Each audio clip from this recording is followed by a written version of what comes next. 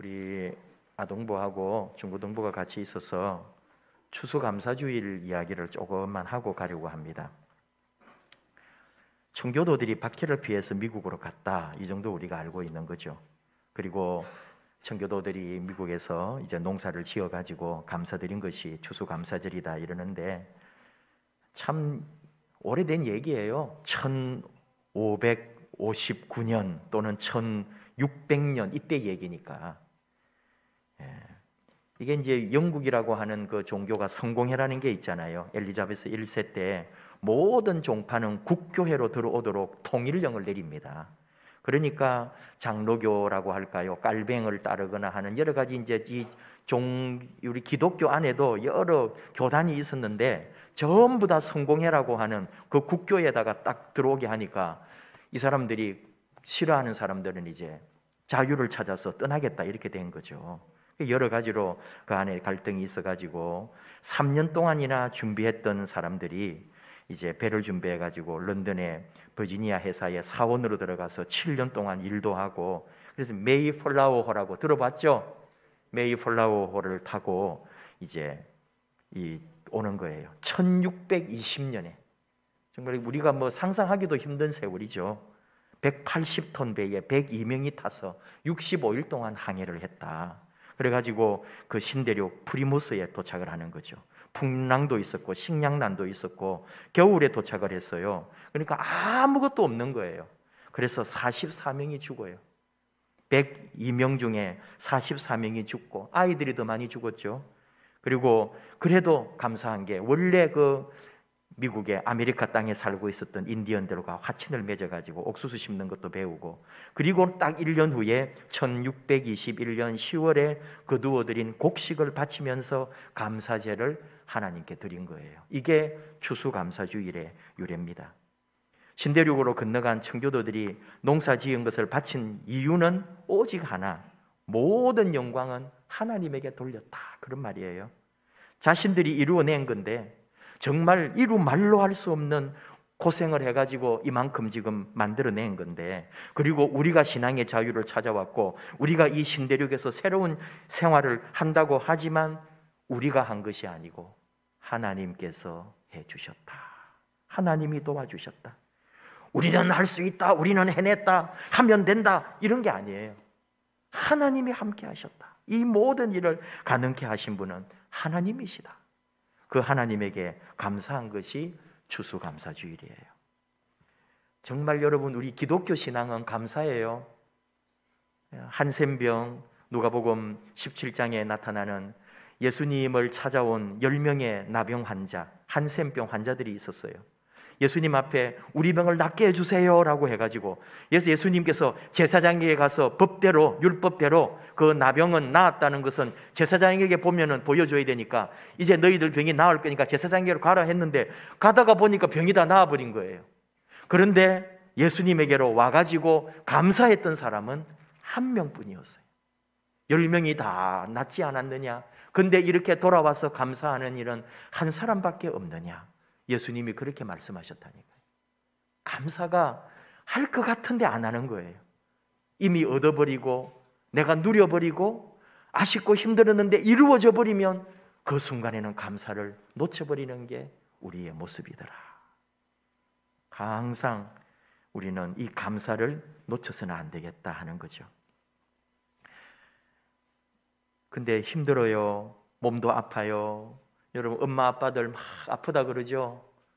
할머니 할아버지 늘 아프다 그러시고, 아빠들 직장 생활하기 힘들다 그러고, 또 나는 뭐 공부를 잘해, 뭘 해, 맨날 엄마한테 혼나, 학교 가면 선생님한테도 혼나요. 뭐 기뻐하고 즐거울 일이 없고 감사한 일이 없어요. 그런 마음도 있죠. 근데 그런데도 그래도 하나님 앞에서 우리 하나님은 왜 우리에게 감사하라고 할까? 그런 고민을 하박국이라고 하는 선지자도 그 옛날에 그런 고민을 했어요. 나라는 전쟁이 일어나고 다 뺏기고 아무것도 없고 농사를 지어도 수확할 것도 없고 우리 포도원에 우리 뭐 논밭에 아무 곡식도 없고 뭐가 감사합니까? 하나님 이게 뭡니까? 이런 원망이 있었다고요. 근데 하나님이 하박국에게 뭐라고 말씀하셨느냐? 어떤 마음을 주셨느냐?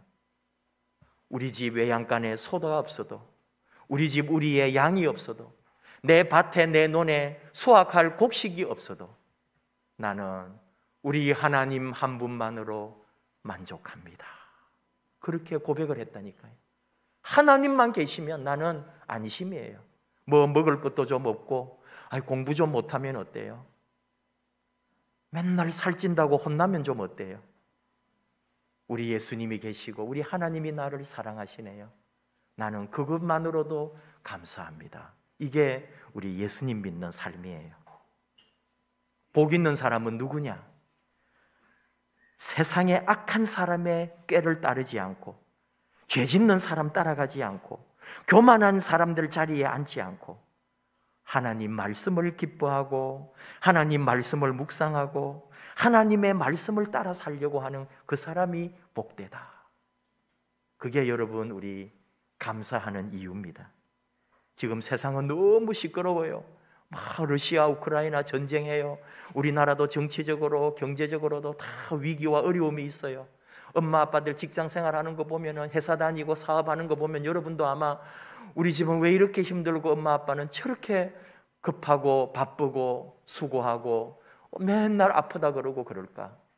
그런데 그 속에서도 하나님은 우리가 하나님으로 말미암아 감사하도록 우리를 인도해 주시는 거예요.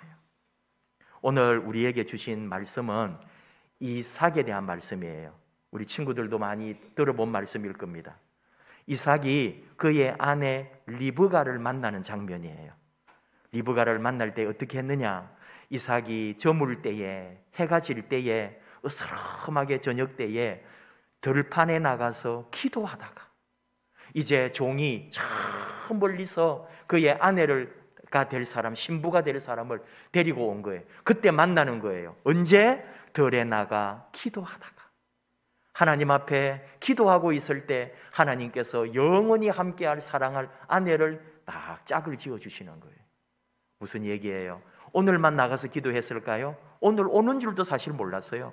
그 고대에 수천 년 전에는 언제 올지도 몰라요. 보냈는데 나는 매일 들에 나가서 기도하는 거예요.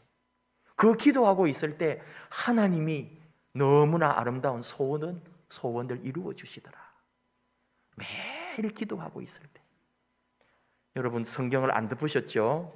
26장 12절로 가야 돼요. 같이 읽으려고 그래요. 창세기 26장 12절 13절 같이 읽어요. 시작. 이삭이 그 땅에서 농사하여 그 해에 100배나 얻었고 여호와께서 복을 주심으로 그 사람이 창대하고 왕성하여 마침내 거부가 되었다는 말만 강조하고 싶지는 않아요. 여러분 우리 모두에게 우리 다 거부가 되면 좋겠죠. 부유했으면 좋겠죠. 모든 것이 풍성했으면 좋겠죠. 저도 그렇게 소원합니다. 여러분이 물질적으로 경제적으로 잘 사는 우리 성도님들, 육신적으로도 건강하고 어려움 없는 모든 삶의 샬롬, 평화가 이루어지는 그런 여러분의 삶이 되기를 늘 기도하고 소원합니다. 그런데 그 기본이 어디 있냐 이거예요. 저물 때에 들에 나가 묵상하다가 평생의 이 이삭이 어쩌면 아버지 아브라함의 영향을 받았는지는 모르겠어요. 어쩌면 또 자신이 살아가면서 기도하고 하나님을 사모하고 하나님을 바라는 마음으로 그렇게 살아왔기 때문에 이 젊은 시절부터 늘 들에 나가서 기도하고 하나님을 바라보고 있는 삶이 쌓이고 쌓인 어느 날 마침내 거부가 되었다. 하루아침에 되는 게 아니에요. 오랫동안 기도하고 오랫동안 믿음으로 오랫동안 인내하며 살았던 삶의 열매가 하나님이 주신 게 마침내 거부가 돼요. 그래서 감사하는 거죠. 여러분 우리가 이삭을 통해 배우는 거예요. 지금 우리나라에 토스터점이 아주 유명한 뭐 예를 들어 성수동이다 뭐 모르겠어 이런 데 가면은 어느 한 집이 토스트가 유명한 집이 있는가 하면은 우리나라에 널리 알려진 토스트는 2개 정도 브랜드가 있어요. 그 하나는 석봉 토스트고 또 하나는 이삭 토스트예요. 이삭 토스트 못 먹어본 친구들 다 먹어봤어요. 이삭 토스트는. 석봉 토스트는 못 먹은 사람, 아직 석봉 토스트 못 먹어본 친구, 우리 안양에 샤크존하고 비산동에 있더라고요. 더 또 있는지는 모르겠어요. 우리 한번 우리 아동부하고 청소년부 목사님이 석봉 토스트 한번 쏜다 약속. 예, 우리 한번 같이 먹는 날, 이 해가 가기 전에. 여러분, 제가 2002년에 부목사를 했잖아요, 우리 교회. 그때 우리 교회가 이제 철제상가, 시흥에 철제상가 다니시는 분들이 우리 교회에 몇 분이 계셨어요. 그런 분들이 중심이 되어가지고 시흥 철제상가에 철강 신우회를 조직해가지고 모임을 했습니다. 매주 월요일마다 철강 신우회 예배를 드렸어요. 그때 박성호 목사님이 가셔서 항상 예배를 인도하시다가 중반기쯤 되어서 건강도 악화되고 힘드시니까 부목사인 저에게 그 철강 신우회를 인도하라고 보내셨어요. 그래서 제가 철강 신우회에 가서 매주 월요일마다 예배를 드렸죠. 그 당시에 김강선 전도사님이셨어요. 같이 가서 찬양하고 말씀 전하고 이분들과 교제하고 기도하고, 그래서 시흥 철제 상가를 다 복음으로 함께 하겠다고 하는 그런 일을 하는데, 그 해 가을에 2002년 가을인 것 같아요. 그때 온 철강 신우회 가족들, 집에 있는 가족들, 그 자녀들까지 다 해가지고 한 3, 40명일까 한 4, 50명 정도가 산정호수 쪽으로 소풍을 갔어요. 어느 분이 이제 다 이걸 한 거죠. 버스를 내고 다 기업하시는 분들이라, 철강 회사의 사장님에서 뭐 또 좀 직장 그 같이 가지신 분들 이렇게 하는데, 그때 이제 우리 그 버스에 누가 한 명이 따라오더라고요. 짐을 한 보따리를 가지고 레크레이션 강사가 따라온 거예요. 그 사람도 우리가 이제 그 준비를 한 거죠, 이분들이. 그래가지고 그 산정호수인가 어디에 거기 잔디밭에서 그 수십 명과 함께 공 굴리기도 하고, 재료도 얼마나 많이 가져왔는지 몰라요. 너무너무 재미있게, 정말 명랑 운동회를 너무너무 재미있게 했어요.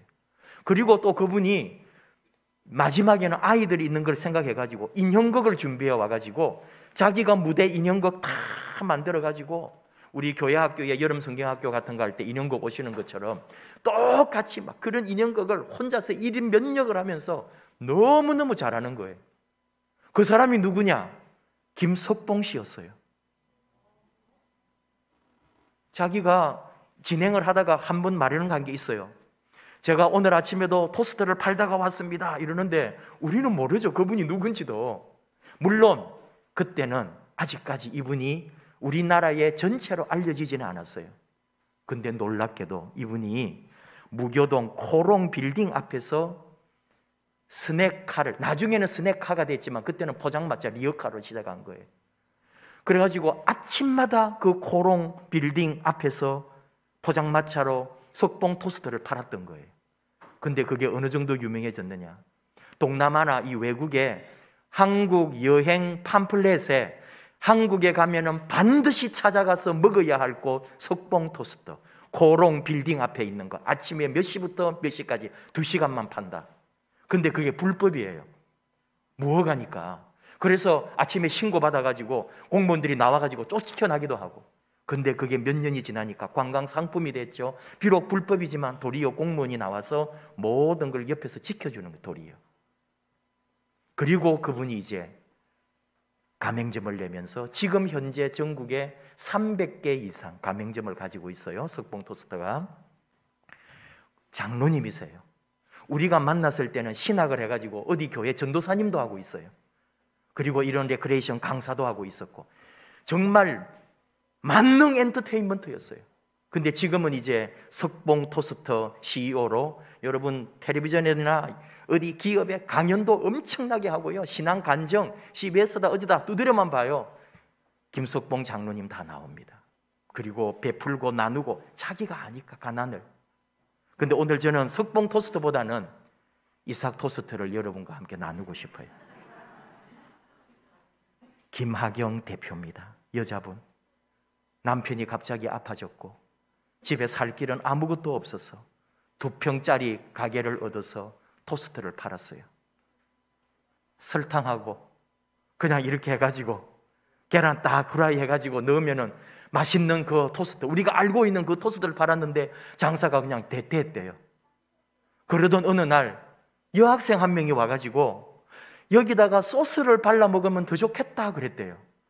그때 그 말이 꽂혔다는 거죠.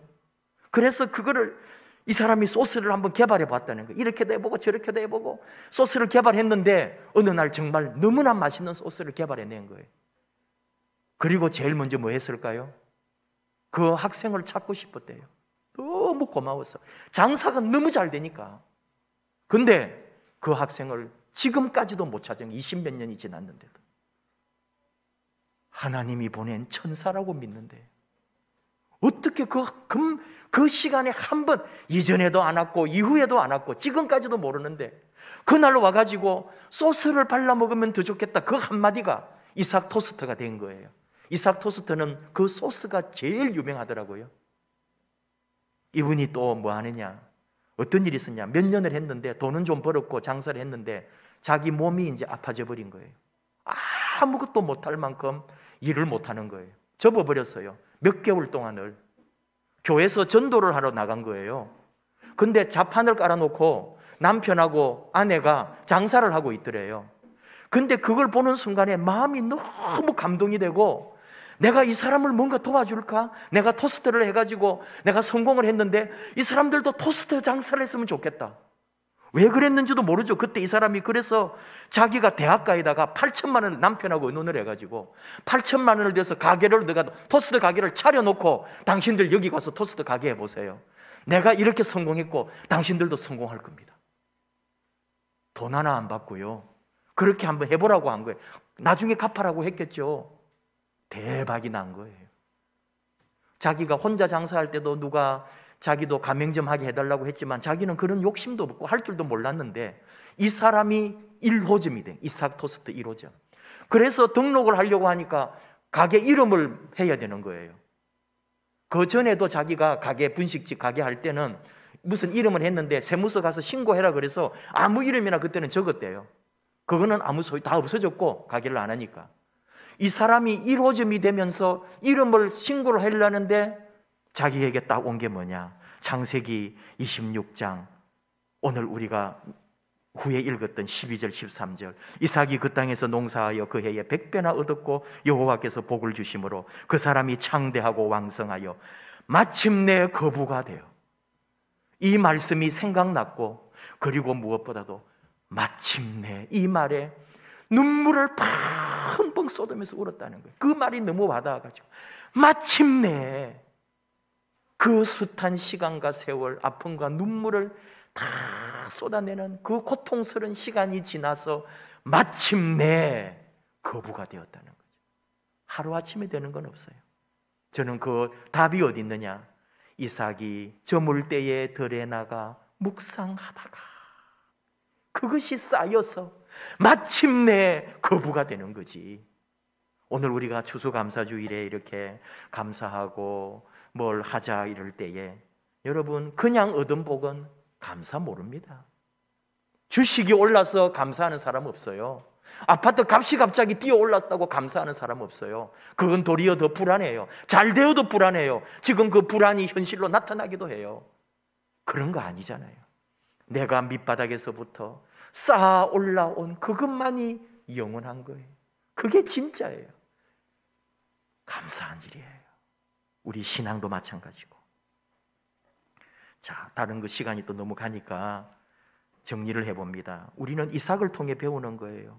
기도했습니다. 저녁마다 나가서 기도했습니다. 여러분, 우리 기도를 잃어버린다고요. 이스라엘 백성들이 기도를 놓쳐버리고 기도를 하지 않고 신앙으로 돌아오지 않을 때 바벨론 제국에게 멸망을 당하잖아요. 언제 기도해요? 포로로 끌려가서 노예 생활하면서 그 고통스러운 시간에서 기도하는 거예요. 남의 나라 끌려가서 기도할 곳이 없는 거예요. 성전도 없고 모이면은 또 눈치 보이니까 노예들이 뭘 해요? 바벨론 강가에 나가서 기도했다고. 거기서 자기들 유대에서 가지고 온 악기를 연주하면서 찬송하면서 하나님께 기도했다는 거예요. 그 사람들이 조롱했어요.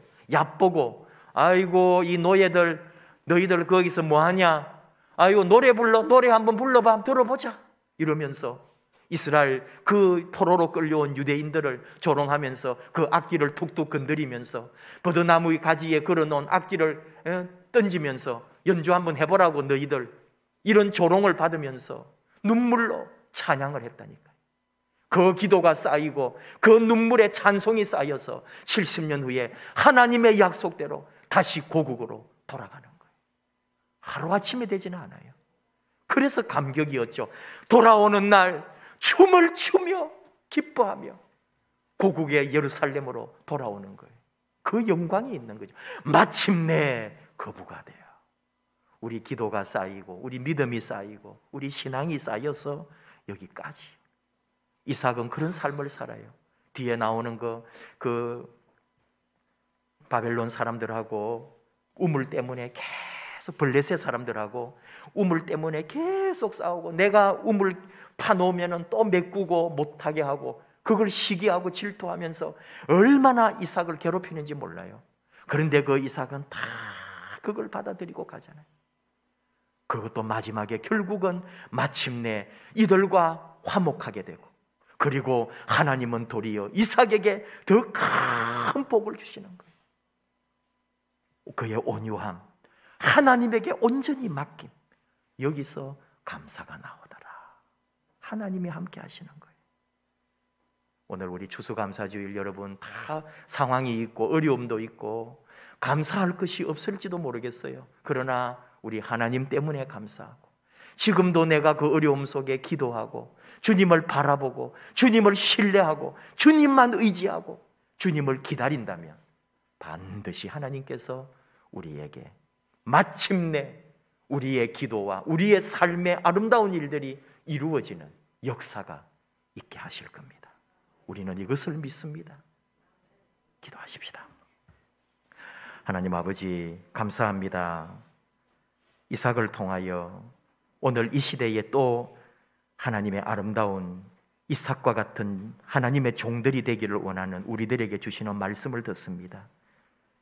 아무도 알아주는 이 없을 때도 기도하고 있고, 아무도 나를 인정하지 않아도 묵묵히 주님의 일을 감당하고, 그 어려운 자리에 그 힘든 시간에 기다림과 인내가 있고, 끝까지 온유하게 하나님의 말씀 안에 서 있는 이삭을 통하여 우리에게 주시는, 오늘 이 시대에 이삭 같은 하나님의 종이 되기를 원하시는 아버지 마음 우리가 알기 원합니다.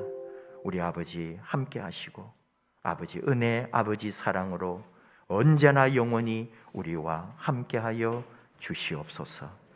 예수님의 이름으로 기도하옵나이다. 아멘.